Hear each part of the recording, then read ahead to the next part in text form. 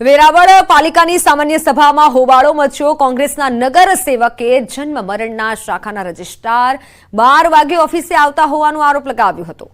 નગર સેવકે આરોપ કરતા રજિસ્ટ્રારે અકળાઈ અને કહ્યું કે હા હું 12 વાગે આવું છું। ચીફ ઓફિસરે અધિકારીનો લૂલો બચાવ કરતા કહ્યું કે અધિકારી ઓફિસે આવ્યા બાદ નોંધ કરી કામે જતા હોય છે, કંઈક હશે તો અમે કાર્યવાહી કરીશું।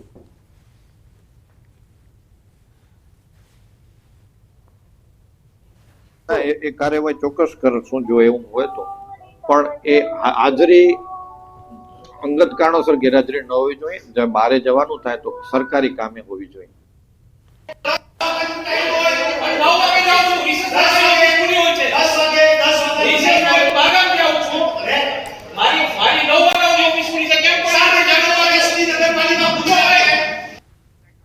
વઢવાણના મેળા આયોજકો દ્વારા ગઈકાલે વિરોધ કર્યા બાદ આજે હરાજી પ્રક્રિયા હાથ ધરાઈ હતી। શહેરના મેળાના ગ્રાઉન્ડ માટે હરાજી બંધ।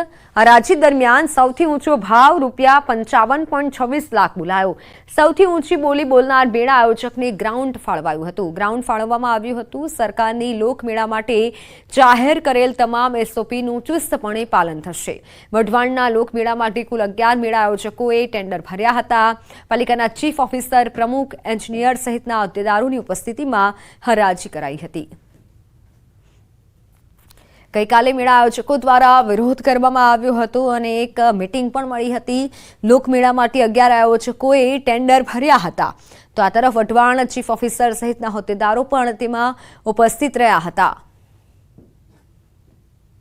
પરંતુ વઢવાણ લોકમેળાનું કોકડું હજુ પણ ઉકેલાયું નથી, ગૂંચવાયું છે। મેળાના ગ્રાઉન્ડ માટે હરાજી પ્રક્રિયા યોજાઈ।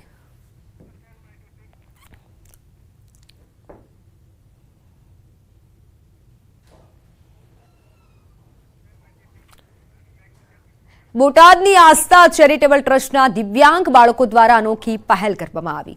બાળકોએ વેચાણ માટે રાખડી બનાવવાની શરૂઆત કરી। અલગ અલગ ગ્રુપમાં વિદ્યાર્થીઓ રાખડી બનાવી રહ્યા છે।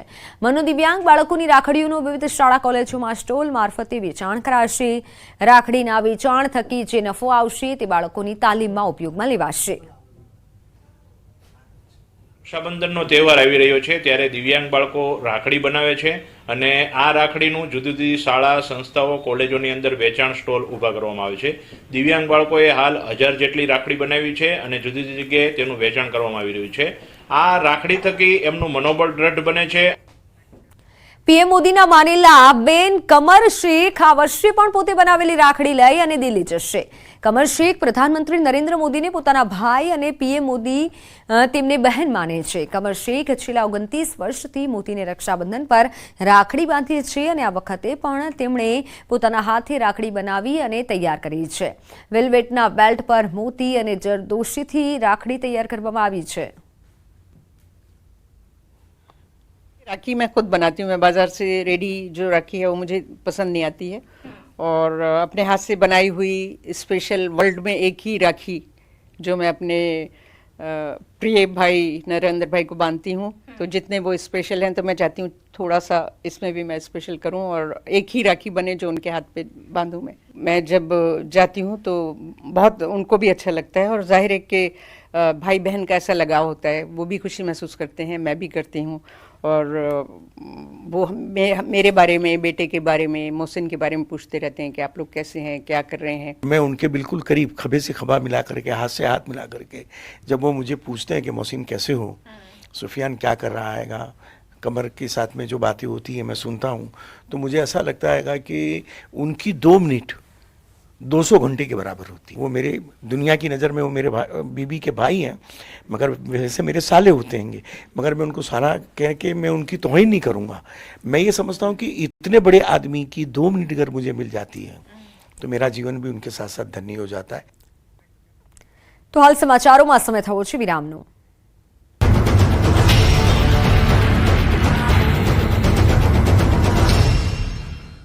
હાથ ધરવામાં આવતું હોય છે ત્યારે રાજકોટ શહેરમાં ફરી એકવાર આવી જ એક ઘટના સામે આવી છે. રાજકોટ શહેરમાં નાનખટાઈમાંથી માખી નીકળવાનો ગ્રાહકે આક્ષેપ કર્યો છે. રાજકોટના પાટીદાર ચોક પાસે બેકરીમાંથી અશોકભાઈ નામના વ્યક્તિએ નાનખટાઈ ખરીદી હતી.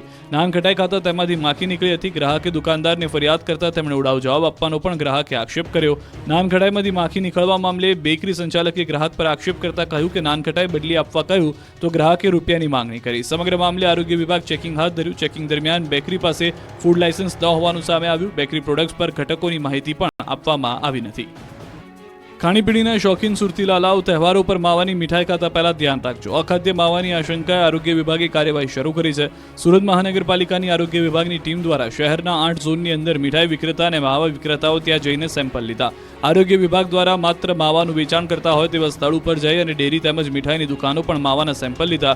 લેવામાં આવેલા સેમ્પલને પબ્લિક હેલ્થ લેબોરેટરીમાં મોકલવામાં આવ્યા. 14 દિવસ કરતાં વધુ ઝડપથી આ રિપોર્ટ આપવામાં આવશે. સેમ્પલમાં જો કોઈ ભેળસેળ દેખાશે તો વેપારી સામે કાર્યવાહી કરવામાં આવશે. નર્મદામાં 2 આદિવાસી યુવકના શ્રદ્ધાંજલિ કાર્યક્રમ પહેલા દાવા પ્રમાણે આપના ધારાસભ્ય ચૈતર વસાવા, કોંગ્રેસના ધારાસભ્ય આનંદ પટેલ અને પૂર્વ નેતા વિપક્ષ સુખામ રાઠવાની નજરકેદ કરી લેવાયા. આ ત્રણેય નેતાઓ કેવડિયામાં આયોજિત શ્રદ્ધાંજલિ કાર્યક્રમમાં જવાના હતા, જેની જાણ પોલીસને થતાં ત્રણેયની નજરકેદ કરી લેવાયા. જોકે ચૈતર વસાવાએ કેવડિયામાં શ્રદ્ધાંજલિ કાર્યક્રમની અને રેલીને મંજૂરી ન મળતા ડેડિયાપાડામાં શ્રદ્ધાંજલિ કાર્યક્રમ યોજ્યો. પોલીસે કેવડિયામાં મંજૂરી ન આપતા ડેડિયાપાડામાં જ શ્રદ્ધાંજલિ કાર્યક્રમ યોજાયો. લીમડા ચોક પર મૃતકોના ફોટા મૂકીને આપી શ્રદ્ધાંજલિ. ત્યારે સાંસદ મનસુખ વસાવાએ ચૈતર વસાવા પર પ્રહાર કર્યા. મનસુખ વસાવાએ કહ્યું કે ચૈતર વસાવા મૃતકના નામે રાજકારણ કરી રહ્યા છે, હીરો થવા માંગે છે, પણ હવે નહીં ચાલે. સુરતના વિવિધ વિસ્તારમાં બે રોકટોક ધમધમી રહ્યા છે. ઝોલાછાપ તબીબોની હાથડીઓ. એસઓજીએ શ્રમિક વિસ્તારમાંથી 16થી વધુ બોગસ તબીબોને પકડ્યા હતા.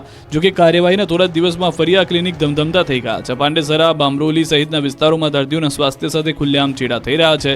ન્યૂઝ 18 ગુજરાતીએ બની બેઠેલા નકલી મુન્નાભાઈને રિયાલિટી ચેક કરતા ચોંકાવનારી હકીકત સામે આવી. BHMSની ડિગ્રી ધરાવતા 500થી વધુ હોમિયોપેથિક તબીબો પોતાના ક્લિનિક ખોલીને બેઠા છે અને એલોપેથી ડોક્ટર તરીકે પ્રેક્ટિસ કરી રહ્યા છે. હોમિયોપેથિક તબીબોને ઇન્જેક્શન લગાવવાની કે બાટલા ચડાવવાની મંજૂરી નથી હોતી. તેમ છતાં નાના નાના દવાખાના ખોલી એલોપેથી તબીબની જેમ દર્દીઓને સારવાર આપી રહ્યા છે. ન્યૂઝ 18 ગુજરાતી આવા ક્લિનિકમાં પડતાલ કરવા પહોંચ્યું ત્યારે બની બેઠેલા તબીબ લાજવાના બદલે ગાજ્યા. ડિગ્રી વગર જ એલોપેથીની પ્રેક્ટિસ કરતા દેખાયા. અમારા સંવાદદાતાએ ગેરકાયદે પ્રેક્ટિસને લઈને સવાલ કર્યો તો તેનો ગુનો સ્વીકારી લીધો. જોકે તેમની દલીલ સાંભળો છો તો માથું પકડી લેશો. દર્દીઓના સ્વાસ્થ્ય સાથે ચેડા કરતા કેટલાક તબીબો તો પોતાના દવાખાના બંધ કરીને રફુ ચક્કર થઈ ગયા. જોકે તેની ક્લિનિકમાં એલોપેથી દવાઓનો જથ્થો પણ મળી આવ્યો. શાળા છે, વિદ્યાર્થીઓ છે, પણ શિક્ષક નથી અને શાળાને લાગેલા છે તાળા. આ દુર્દશા છે કચ્છના એક ગામની. બાળકોને ભણવું છે પરંતુ તેઓ શિક્ષકની રાહમાં છે. વાત છે ભુજ તાલુકાના પાયરગા ગામની. આ ગામના લોકોએ વારંવાર રજૂઆત કરી છતાં અહીં શિક્ષકો નથી મુકાતા, જેના કારણે લાંબા સમયથી શાળા બંધ હાલતમાં છે અને બાળકો ભણ્યા વગર ટળવળી રહ્યા છે. પાયરકા ગામે બાળકોમાં ભવિષ્ય સાથે ચેડા થઈ રહ્યા હોય એવા દ્રશ્યો જોવા મળ્યા. બાળકો શાળાએ મારેલા તાળાની ચાવી લઈ શિક્ષકની રાહ જોઈ રહ્યા છે. શાળા લાંબા સમયથી બંધ હોવાથી સ્થાનિકોએ અનેક રજૂઆતો કરી, પરંતુ શિક્ષણ વિભાગ દ્વારા શિક્ષક મુકાતા નથી. સ્થાનિક કહી રહ્યા છે કે શાળા કોરોના કાળથી બંધ છે. તો આ ગામથી 10 કિલોમીટરના અંતરે આવેલા પીરવાડી ગામ, જ્યાં પાયરકાથી વિપરીત પરિસ્થિતિ જોવા મળી. અહીં ઓન રેકોર્ડ માત્ર 6 વિદ્યાર્થીઓ છે અને 2 શિક્ષકો નિયમિત શાળાએ ભણાવે છે. જેથી સમજી શકાય કે પાયરકા ગામે 16થી 18 બાળકો છે અને એક પણ શિક્ષક નથી આવતા, જેથી શાળા બંધ છે અને પીરવાડીમાં 6 વિદ્યાર્થીઓને 2 શિક્ષકો દ્વારા ભણાવાય છે. તો આ તરફ શિક્ષણ વિભાગ અલગ જ રટણ કરી રહ્યું છે.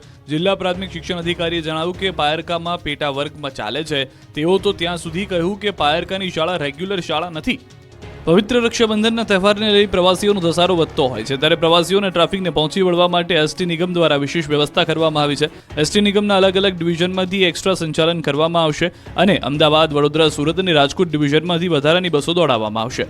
ચાલુ વર્ષે 6500 એક્સ્ટ્રા ટ્રીપ સંચાલનને મૂકવામાં આવી છે. તેમજ તમામ ડેપોમાં સૂચના આપવામાં આવી છે કે પ્રવાસીઓની ટ્રાફિકને પહોંચી વળવા માટે પ્રવાસીઓની જરૂરિયાત મુજબ બસ દોડાવવામાં આવે, જેથી એસટી નિગમ દ્વારા પ્રવાસીઓની સારી સુવિધા આપવા માટે સજ્જ બની છે. ચાલુ વર્ષે નિગમ દ્વારા 17 ઓગસ્ટથી 20 ઓગસ્ટ સુધી રક્ષાબંધનના તહેવારો